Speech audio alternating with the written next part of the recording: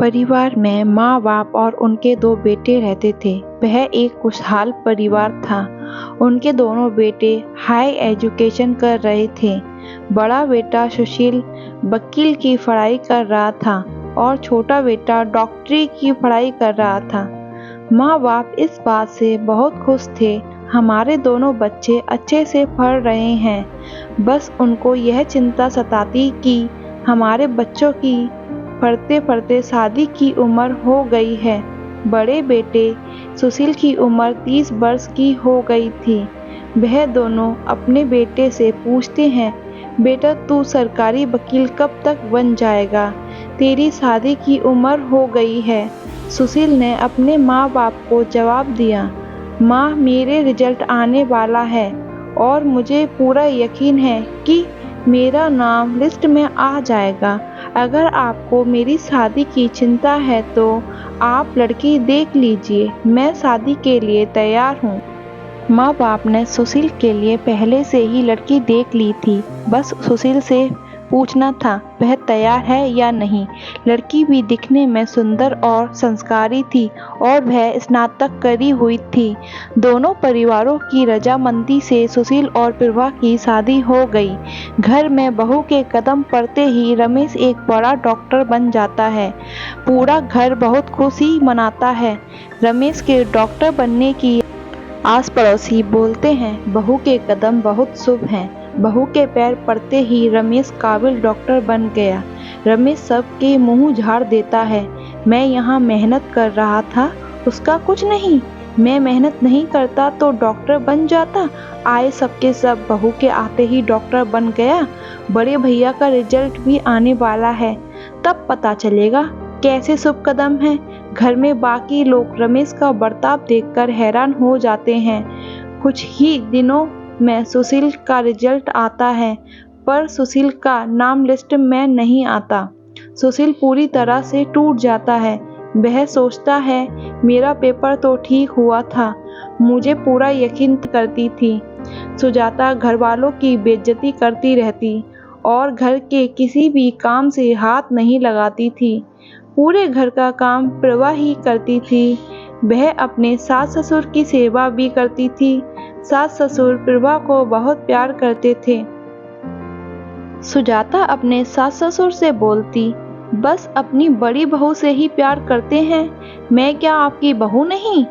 माँ बाप कुछ बोल नहीं पाते क्योंकि सुजाता उनको टेढ़ा जवाब दे देगी। वह मन ही मन बोलते हैं, पहले बड़ी बहू जैसी तो बन जाए। माँ बाप ने रमेश को अपनी छोटी बहू की करतूत बताई। बेटा बड़ी बहू ही घर के सारे काम करती है, छोटी बहू हमारी नहीं सुनती, तू ही उससे बोल दे। रमेश अपने माँ बाप से बोलता है, वह क्यों काम करे? वह डॉक्टर है, उसका पति डॉक्टर है, वह क्या घर के काम करने आई है? उसके घर तो नौकर लगे हैं। माँ बाप ने बोला, बड़ी भी तो करती है। रमेश का जवाब आता है, तो क्या हुआ? भाभी घर के काम ही कर लें, हम दोनों घर चला रहे हैं, काफ़ी है। घर में आप लोगों में कितना खर्च हो जाता है। भैया अभी जॉबलेस हैं, हमारा दिया ही खा रहे हैं, तो घर के काम करने में क्या परेशानी है? दूर खड़ी प्रभा रमेश की सारी बातें सुन रही थी। सुशील के पास रोक कर जाती है। सुशील प्रभा से पूछता है, क्या बात है? हमारी भी कोई इज्जत है। रमेश और सुजाता बहुत बदतमीजी से बोलते हैं, मैं इतने दिन से सहन कर रही थी जब तक बात मुझ तक थी। वह सुशील से बोलती है, आप कचहरी चले जाया करिए जब तक आपकी सरकारी जॉब नहीं लग रही, कम से कम अपने पैसों का तो खाएंगे।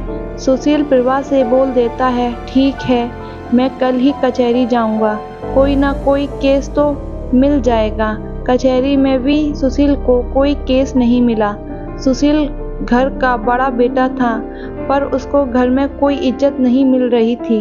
1 साल बाद वकील की सरकारी नौकरी फिर से निकली। उसने फॉर्म डाल दिया था, पेपर भी देकर आ गया था।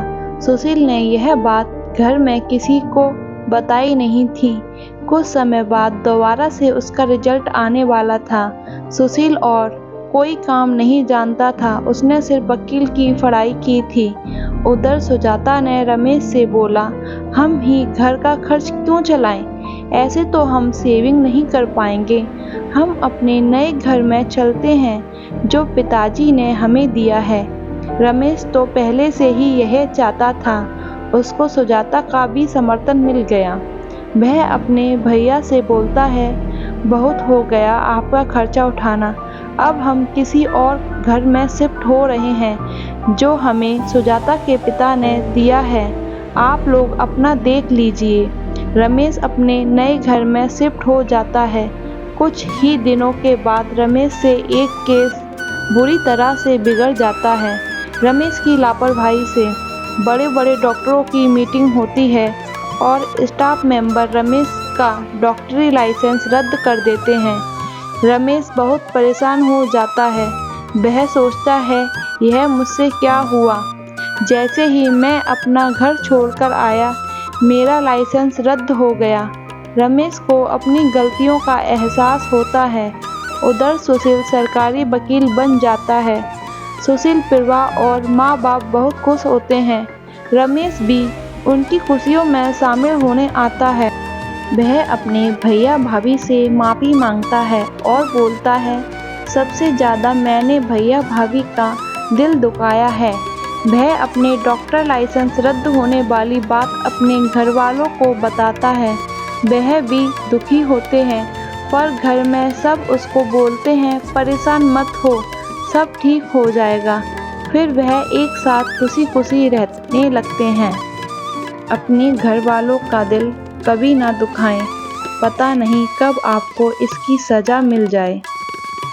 बहुत मेहनत से वीडियो बनाते हैं, प्लीज़ लाइक एंड सब्सक्राइब कर दिया करिए। Thanks for watching.